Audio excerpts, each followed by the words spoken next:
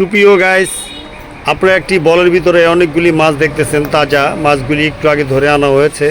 সচরাচর কিন্তু এরকম তাজা মাছ খুব কমই দেখা যায়। আমরা যেগুলি দেখি ওগুলি দেখি বাজারে বরফ দেওয়া থাকে বা মরা থাকে।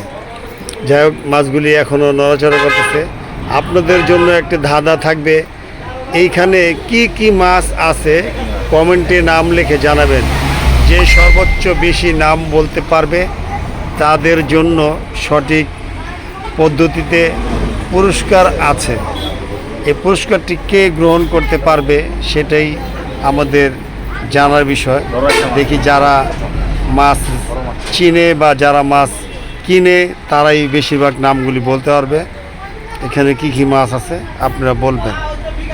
অবশ্যই লাইক কমেন্ট শেয়ার করে দিবেন এবং মাছের নামগুলি উল্লেখ করবেন। দেখি আপনারা কতটুকু পারদর্শী মাছের ব্যাপারে আইডিয়া আছে।